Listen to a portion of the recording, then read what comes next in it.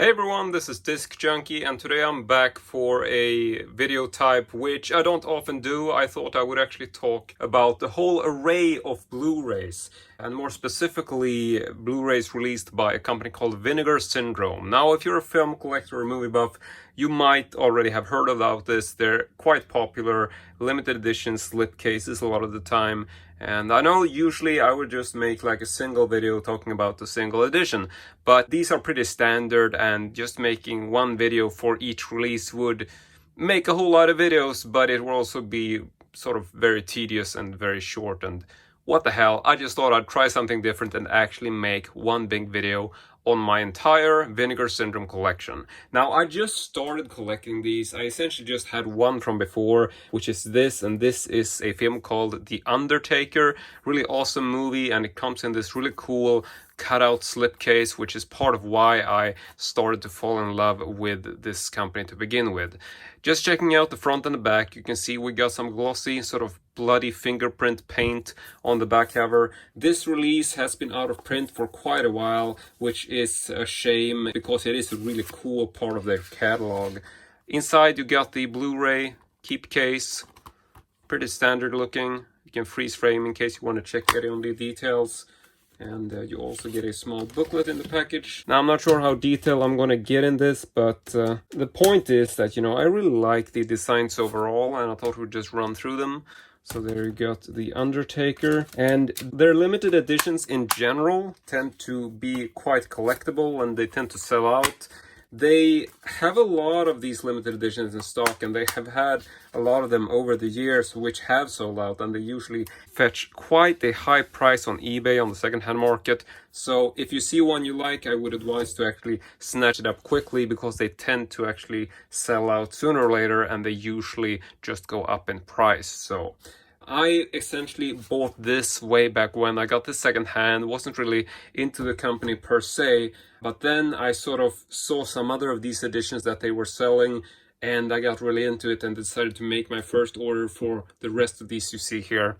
This next one is Putney Swoop, the Truth and Soul movie, which is a film I haven't seen, but I quite liked this design, and based on the trailer, it looks like a really cool cult film, so I will definitely be curious to check this one out.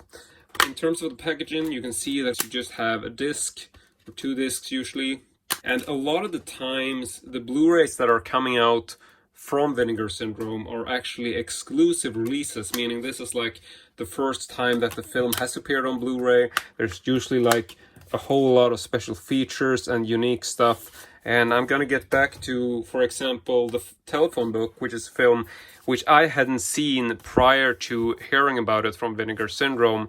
I watched this just last night, and it's one of those bizarre cult movies which you probably haven't heard about, but I absolutely love this. It's about this woman who essentially receives like the world's dirtiest phone call. Not really sure if she's a prostitute or not, but she goes on this wild sort of hunt all over Manhattan trying to track down this mystery obscene caller.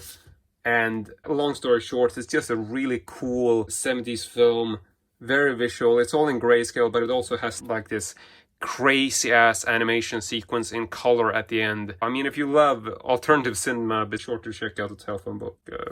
I, for one, really enjoyed it. This next one is actually a keepcase edition. They do have those too, and this is called Sex in the Comics. Now, I don't really think I can show you too much of the back cover. We'll have to cover up a little bit like that. This is essentially an adult feature, and it's a really strange film, to be honest. I wasn't really aware sort of what to expect of this, but it's sort of like they take a historical look at sort of erotic comics, like, sketched comics, like comic book comics, like back in the 40s and 50s, and it's just really weird. I don't know if I would recommend it. It's definitely an experience, but I mean, even, whether you're into adult cinema or not, this is, I don't know, it's just really weird. Fun to watch, but not my favorite. Just really strange. Next up, we got The Candy Snatchers, which is a film I'm yet to see, but I really like the look of these. Got a matte printing, some glossy embossed finish. A lot of the time, they will have stuff like this. Like, it's usually not just a slipcase. There's usually quite an attention to detail. You know, cover design overall is usually exclusive. Here we got the Blu-ray case, which I also think is quite good looking, and as you can see, quite a lot of special features, and yeah, most of the times they are actually quite unique in their design. Like there will be an exclusive cover and usually a lot of exclusive content. Basically all of the films I've picked up from them so far are films which I had never seen before, and so far I haven't really had time to check all of these out, but I still wanted to make a video because I thought it was sort of a fun thing to do and not something I often do. So I mean, it's not always just slipcase. There's usually like an exclusive release, like it's exclusive to Vinegar Syndrome, like first time on Blu-ray, a lot of stuff like that. And this film is a great example. This is actually Bill Paxton's actor's debut. It's a film called Taking Tiger Mountain. I had never heard about this. I saw it maybe like a week ago, and it's a film by a guy named Tom Huckabee and Kent Smith, and this slipcase design looks fantastic. This sort of reminds me of the Criterion Collection. It's just, I think they do really amazing cover art in general. And I mean, this film, which was complete news to me, you know, I watched it a couple weeks ago maybe, and I just fell in love with this. I thought it was so cool. And it's this really strange black and white feature, which it's kind of hard to describe the plot, but essentially, Bill Paxton plays a sort of Third World War army dropout. And so it's like an alternate future, sort of post-apocalyptic Wales. It's just really strange. Anyway, he's sort of a intricate part of this plan. There's like this group of radical feminists who are trying to they're plotting to assassinate this guy, which is the Welsh Minister of Prostitution. Yeah, don't ask. So anyway, yeah, these radical feminists are trying to get Bill Paxton. He's been sort of part of this brainwashing experiment, and now he's sort of drifting aimlessly through this sort of grayscale post-apocalyptic Wales, and unbeknownst to him, he's part of this intricate plot by these feminists who try to assassinate this minister of prostitution. It's bizarre, but it's really, really cool. It's just really well shot. There's some full frontal nudity and real sex scenes with Bill Paxton in it. I don't know. I thought this was fantastic. Really just blew my mind. Stuff that's left is stuff that I haven't really seen yet, but I really fell in love with these based on the cover art. This is a film called Hellmaster. I think it's a 90s film, if I'm not mistaken. And, you know, this is one of the covers that I saw and felt like, you know, I really want to have this in my collection because I love what they're doing with the cutouts. They've done this for a number of films already. This one, which I think might be one of their sort of less interesting titles based on the film.